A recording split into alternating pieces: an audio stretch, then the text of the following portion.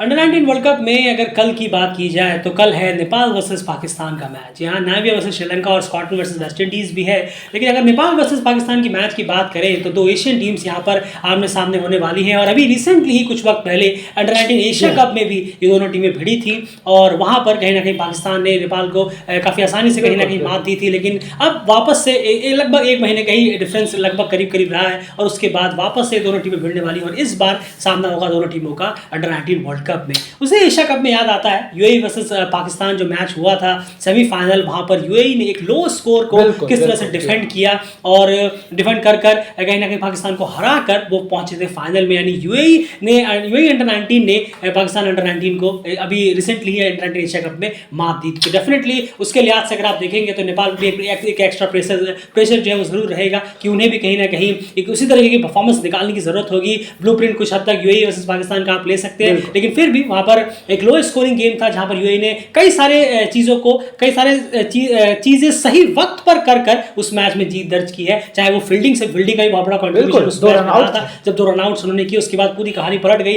Bowling अच्छी रही थी, लाइन और लेंथ अच्छी रही थी, बैटिंग में कैप्टन ने लीड फ्रॉम द फ्रंट किया था। यही होता है कि जब आपकी टीम में बाकी प्लेयर्स कितने भी रन करते रहे, लेकिन जब कप्तान रन करता है तो एक अलग तरीके की वाइब डगआउट में देखने को मिलती है। और एन अफजल खान ने उस मैच में शानदार हाफ सेंचुरी की थी और टीम को 150 पार भी पहुंचा और 180 के आसपास तक टीम को लेकर भी वो गए थे, ताकि कुछ बॉलर्स के पास जरूर था। तो कैप्टन अयान ने वहां पर 50 भी मारी और फिर बॉलिंग कराते वक्त एक विकेट भी उन्होंने निकाला और रनआउट्स में भी उनका, क्योंकि एक रनआउट उन्होंने किया था, वो बॉलिंग उस वक्त करा रहे थे। तो बहुत सारी चीज़ें सही गई और यूएई ने पाकिस्तान को मात दी। और अब देखना होगा नेपाल जो है वो पाकिस्तान के खिलाफ किस तरह से परफॉर्मेंस यहाँ पर देने में कामयाब रहता है, क्योंकि रिसेंटली अभी एक महीने पहले खेले थे, उससे लड़कों ने क्या कुछ सीखा, क्या कुछ गेन किया, यहाँ पर देखने में बनता हुआ। लेकिन कंडीशंस बिल्कुल डेफिनेटली अलग जरूर है। पॉइंट्स पे बात करेंगे एंड शुरुआत प्लेइंग 11 में कोई चेंजेस से आप करना चाहेंगे या फिर सेम प्लेइंग 11? नहीं, बिल्कुल। देखिए, हम बात करें दीपक बोहरा को यहाँ पर कहीं ना कहीं अगर हम यहाँ पर बाहर ज़रूर करना चाहेंगे और उनकी जगह पर दुर्गेश गुप्ता को यहाँ लाना चाहेंगे।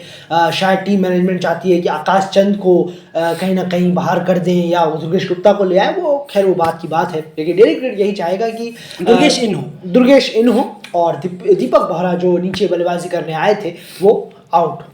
बिल्कुल। तो चलिए देखते हैं, क्योंकि दुर्गेश का इस होना ज़रूरी है, क्योंकि कहीं ना कहीं पेसर से जितनी हेल्प मिल सके शुरुआत के 10 ओवरों में वो देखना होगा किस तरह से वो हेल्प लेते हैं। हम ये नहीं कहेंगे कि दुर्गेश आएंगे तो खुद छा जाएंगे, लेकिन डेफिनेटली आपके पास वेरिएशन पेस में हो जाएगा। राइट हैंड पे है और लेफ्ट आर्म पेसर भी यहाँ पर हो जाएंगे, 2 अलग वेरिएशन होंगे, तो कहीं ना कहीं आप दिक्कत पैदा कर सकते हैं शुरू के 10 ओवरों में, खास करके अगर हम बात करें। चलिए अब बात करते हैं दूसरे पॉइंट की। दूसरा पॉइंट जो है वो बहुत इंपॉर्टेंट भी है और सब कुछ कहीं ना कहीं उसी पर टिका हुआ होगा यहाँ, और वो है टैकलिंग पाकिस्तान पेसर्स। बिल्कुल किसी भी सूरत में वो आसान नहीं होने वाला, लेकिन टैकल करना होगा। नहीं, ज़रूर। देखिए, आमिर हसन, उबैद शाह, मोहम्मद जिशान, ये तीनों जो हैं, जानते हैं इन्होंने एशिया कप में क्या परफॉर्मेंस की थी।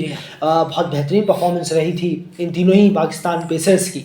तो यहाँ पर भी सेम उन्हें टैकल करना नेपाल के बल्लेबाजों के लिए, अंडर 19 के बल्लेबाजों के लिए एक चैलेंज के तौर पर है, क्योंकि ये तो साउथ अफ्रीकन कंडीशन। जी, तो बिल्कुल ही मतलब पेसर्स के लिए एक एक्स्ट्रा बाउंस मिल रही है। बिल्कुल एक्स्ट्रा बाउंस है, अनइवन बाउंस भी हो जाती है, कभी यहाँ पर कभी नीचे रह जा रही है बॉल की। हमने देखा भी है 2-3 मरतबा ऐसा हुआ है। तो यहाँ पर अपने आप में एक चैलेंज होगा नेपाल के बैट्समैन के सामने कि वो किस तरीके से इस चैलेंज को कनकर कर पाते हैं, पूरा जीत पाते हैं कहीं ना कहीं, खासकर एक स्कोर लगाकर या फिर थोड़ा सा अच्छा इंटेंट दिखाकर। कुछ होते हैं जैसे कुछ चीज़ें हैं इसमें जिसमें जो बल्लेबाज करें तो बेहतर होगा, जैसे बॉलों को लीव करना। सबसे पहले तो यही है, शुरू के 10 ओवरों में आप जितना लीव कर पाएं उतना बेहतर रहेगा, क्योंकि वही दिखाएगा कि आपके अंदर इंटेंट कितना है। बिल्कुल सही कहा आपने। लीव करने की जो आदत है वो थोड़ी कम देखी गई है नेपाल के अंडर 19 के बल्लेबाजों में। ये एशिया कप में भी था, यहाँ पर भी हमने देखा पहले मैच में। कहीं ना कहीं आदत बहुत ज़्यादा है कि हम बाहर का पोक करें, बल्ला लगाएं, चौथे स्टंप, 5वें स्टंप जाकर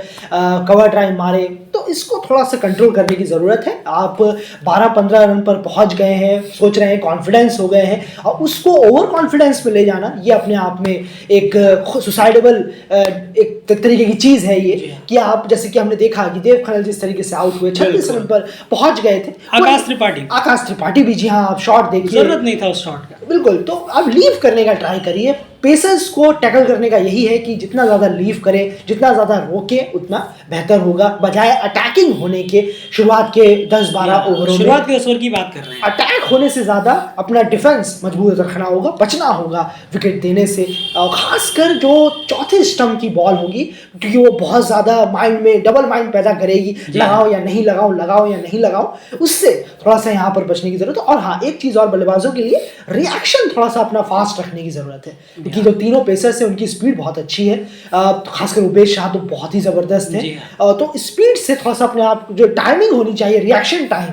वो थोड़ा सा तेज़ रखे बल्लेबाज, और ज़बरदस्ती का पोक करेंगे तो फिर शायद बहुत जल्दी ऑल आउट होते हुए नजर आएंगी, लेकिन बचेंगे 10-12 ओवर में तो नेपाल की बैटिंग और बेहतरीन होती चली जाएगी। बिल्कुल, और उन 10-12 ओवरों में डेफिनेटली ऐसा तो हो नहीं सकता कि आपके 1-2 लूज डिलीवरीज ना आए, और उन 1-2 लूज डिलीवरीज में आप डेफिनेटली अपने शॉट ट्राई करिए और अपने जो रन रेट है उसे भी लगातार चेक इन करते रहिए। तो ये इंपॉर्टेंट होगा। शुरुआत के 10 ओवरों में लीव आप कितना करते हैं बाहर जाती हुई बॉलों को, वो देखना होगा, और जैसे आपने कहा कि रिएक्शन टाइम आपका तेज होना चाहिए। आप बल्ला लेके तो आ रहे हैं, पता चला उतनी देर में बॉल निकल चुकी है आपका बल्ले का एच लेके, तो ये कहीं ना कहीं रिएक्शन टाइम भी स्पॉट ऑन होना बहुत ज़्यादा जरूरी होगा। तो इसलिए पेसर्स को पाकिस्तान के टैकल करना कहीं ना कहीं देखना होगा किस तरह से टीम करती है, और ये अगर कर गई तो फिर बहुत अच्छे स्कोर तक की पहुंच, और नहीं करी तो डेफिनेटली बहुत ही सस्ते में शायद हमें टीम पैकअप होती हुई नजर आए। अब बात करते हैं एक और सेक्शन की। अब ये सेक्शन है कि पेसर्स तो अपना काम यहाँ पर पाकिस्तान के लिए बखूबी कर रहे हैं और करेंगे भी, उनके जो 3 स्ट्रॉन्ग पेसर्स हैं उनके 30 ओवर्स आप मान के चलिए,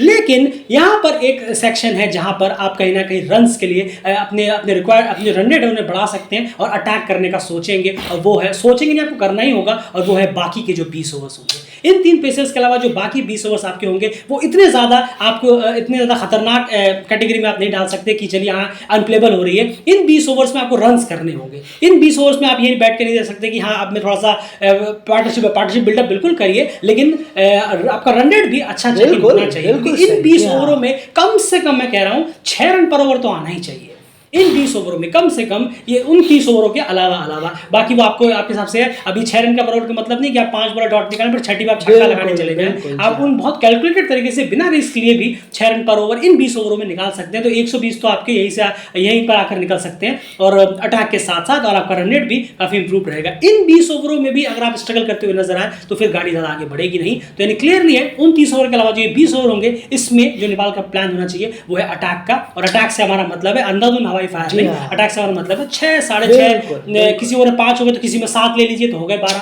2 ओवरों में। इस तरह से 6-7 के रन रेट से इस गाड़ी को आप आगे बढ़ाएं तो बेहतर रहेगा। ये जो थोड़ा सा कम थ्रेटनिंग है ये 20 ओवर इन कंपेयर टू वो 30 ओवर्स की अगर हम बात करें, उनमें आप शॉट्स भी लेंगे तो वो रिस्की शॉट्स होंगे, शायद हाथ में चले जाए, कोई बॉल छक्के के लिए जाएगी, आपको लगेगा वाह क्या शॉट मारा, अगली फिर वो ट्राई करेंगे, इस बार प्लेयर लेकर आप फंस जाएंगे और आप आउट हो जाएंगे। तो कभी कभी ऐसा होता है कि आपको लगता है कि हाँ मैंने छक्का लगा दिया इस बॉल पे, तो आप बहुत ओवर कॉन्फिडेंट हो जाते हैं, फिर आप वो ट्राई करने जाते हैं, इस बार वहाँ प्लेयर होते हैं, आप फील्डिंग देखना भूल गए थे। और कभी कभी बॉलर जो है शॉट रख देता है, कभी शॉट बॉल हल्की रख देता है तो बॉल खड़ी हो जाती है। ये थोड़ी सी चीजें देखने वाली है। उसके बाद एंड यहाँ पर बैट्समैन की तो हमने बात कर ली, बॉलर्स के लिए क्या आप एक्सपेक्ट कर रहे हैं, बॉलर्स के लिए क्या प्लान रहना चाहिए? जरूर देखिए यहाँ पर बॉलर्स के लिए यही रहेगा, खासकर जो पेस बॉलर्स हैं उन्हें वो बिल्कुल बेदम नजर आए थे पहले मैच में। थोड़ा सा अपने आप को चार्ज अप करने की ज़रूरत है यहाँ, बॉल को खासकर थोड़ा सा बेहतर बनाने की, खासकर जो 10-12 ओवर हैं शुरुआत के वो बहुत इंपॉर्टेंट है। आप इतने अच्छे कंडीशन में आए हैं, आप कोई भी मैच उठाकर देखिए आपको दिखेगा इसी अंडर-19 वर्ल्ड कप में कि टीमें 10-12 ओवर का फ़ायदा उठा रही हैं,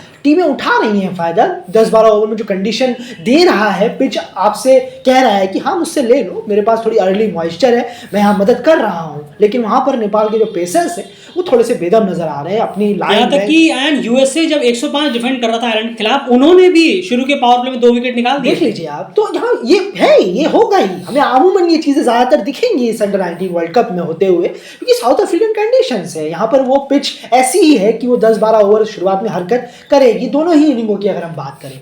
तो यहाँ पर थोड़ा सा अपने आप में नेपाल पेसर्स को डिसिप्लिन होने की ज़रूरत है, एक्स्ट्रास से बचने की। जैसे कि मान के चलिए 6 बॉलें हैं, 6 बॉलें होती हैं, आप 3 बॉलें एकदम चौथे स्टंप पे ट्राई करिए, बिल्कुल स्टिक वहाँ ट्राई करिए, और उसके बाद बाउंस बॉल अंदर बिल्कुल बाउंस बॉलों का इस्तेमाल करिए, और एक बॉल कभी अचानक से कुछ ट्राई करिए एक बॉल में, ऐसा नहीं कि हाँ स्लोअर का ट्राई मत करिएगा, ये सबसे वेस्ट ऑफ टाइम होता है एकदम। नई बॉल से अगर आप करा रहे हैं तो स्लोअर का ट्राई करने की कोई जरूरत नहीं है। एक तो वैसे ही 30 यार्ड के अंदर फील्ड होती है, पीछे का प्लेयर्स होते नहीं है। बिल्कुल सही कहा आपने, तो नई बॉल से इतना करने की जरूरत नहीं है, लेकिन 3 बॉलें 4 बॉलें आप बेहतरीन ऑफ स्टंप की लाइन में डाल रहे हैं, गुड लेंथ पर डाल रहे हैं, क्योंकि पढ़ के गुड लेंथ पर थोड़ा और ऊपर आएगी क्योंकि ये साउथ अफ्रीका है। अगर वहाँ पे अच्छी डालेंगे उसके बाद बाउंस बॉलें अचानक से बाउंस डालिए कि प्लेयर चकमा खा जाए कि नहीं मैं तो बाउंस को एक्सपेक्ट ही नहीं कर रहा था, या अचानक से कहाँ से एक बाउंस आ गई।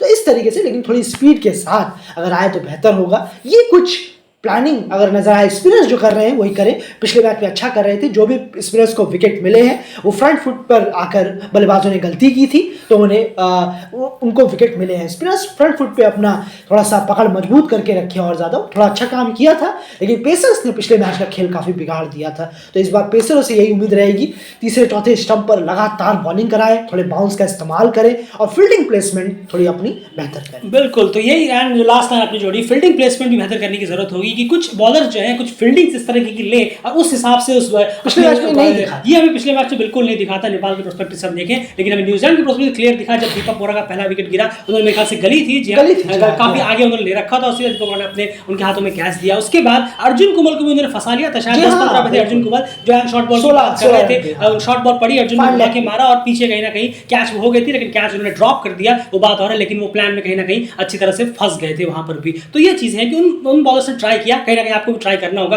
कि आप कुछ फील्डिंग प्लेसमेंट ऐसे लें और उसी दिशा में आप बॉलिंग करें। समझ के चलिए शुरुआत में अगर सामने लेफ्ट आर्मर या कोई राइट हैंड बैट्समैन ही क्यों ना हो, तो आप कहीं ना कहीं थोड़ा सा वाइट लाइन पर बाहर की तरफ जो है ऑफ स्टंप पे अंदर से बाहर की तरफ अगर आप निकालने में कामयाब होते हैं तो उस एज में वो या तो कवर ड्राइव या फिर पॉइंट की तरफ स्पेसिफिकली कवर ड्राइव खेलने की जो कोशिश करें, उस ड्राइव पे शायद गली या फिर थर्ड स्लिप में आपके पास क्या सकती है। कुछ फील्डिंग प्लेसमेंट के साथ भी हरकत करिए, ये नहीं कि 4-5 ओवर चले ही जा रहे हैं और आप विकेट्स नहीं मिल रहे हैं और फिर भी आप उसी उस पर कायम है। तो थोड़ा बहुत कहीं ना कहीं फील्डिंग प्लेसमेंट अटैकिंग कर बैट्समैनों के रन को थोड़ा सूखा करने की कोशिश करिए, तो डेफिनेटली वो गलतियां करेंगे और आपको विकेट यहाँ पर मिल सकते हैं। क्योंकि टफ ओपोनेंट है तो बहुत आपका जो गेम है 100% अप लेकर जाना पड़ेगा, 80 या 100% से भी काम नहीं चलेगा। तो फिलहाल यही है इस मैच में बात करने के लिए। ये सारी चीजें अगर अच्छी होती है तो डेफिनेटली हमें एक अच्छा रिजल्ट देखने को मिल सकता है नेपाल के फेवर में, या फिर अगर नहीं हो पाती तो डेफिनेटली हम एक और हार यहाँ पर एक्सपेक्ट कर सकते हैं। लेकिन देखना होगा एट द एंड क्या होगा। वही अगर इस बार मैं आपसे पूछूं स्कोर्स के बारे में, तो अगर मान के चलिए नेपाल पहले बॉलिंग करता है, मान के चलिए नेपाल बॉलिंग करता है तो कितने स्कोर में रेस्ट्रिक्ट करना होगा, क्योंकि पाकिस्तान की बॉलिंग हम देख रहे हैं काफी शानदार है। बिल्कुल, देखिए अगर बॉलिंग आती है नेपाल की तो यहाँ पर जरूर है कि कम से कम फिर से वही होगा कि 230 तक, अराउंड 235 तक बस इतना रोक पाए बेहतर होगा, क्योंकि बल्लेबाज जो है 210 से 230। बिल्कुल सही कहा आपने। बल्लेबाज जो है नेपाल के वो बार बार मुसीबतें खड़ी कर रहे हैं और नेपाल के पेसर्स भी इतने अच्छे नजर नहीं आ रहे हैं, उस लय में उस रिदम में बहुत दिक्कतें हैं। पेसर्स में एक जो सेक्शन है, एक बैट्समैन का सेक्शन है, थोड़ी प्रॉब्लम नजर आ रही है। तो थोड़ा सा बेहतर होगा कि 230 तक अगर आप रोकें तो कुछ उम्मीदें होंगी कि चलिए एक बल्लेबाज अगर कोई खड़ा है उसके साथ साथ छोटी छोटी पार्टनरशिप होकर शायद आप पहुंच जाएं, जैसे पिछले मैच में हुआ। बिल्कुल, तो कहीं ना कहीं ये रहेगा कि अगर नेपाल पहले बॉलिंग कर रहा है तो डेफिनेटली 220 से 230 के आसपास अगर आप रोकने में कामयाब होते हैं तो डेफिनेटली एक चांस बन सकता है। अगर उधर बैटिंग करते वक्त कहीं ना कहीं एक बड़ी इनिंग आ जाए, उनके साथ साथ कुछ पार्टनरशिप वगैरह लग जाए, जैसे कि हमें पिछले मैच में देखने को मिला। फिलहाल इस वीडियो में इतना ही। आपकी क्या राय कमेंट बॉक्स में जरूर लिखिए और बाकी सारी पोस्ट में अपडेट्स आपके सामने लेकर हम लगातार हाजिर होंगे। कम्युनिटी भी चेक करना मत भूलिएगा। बाय।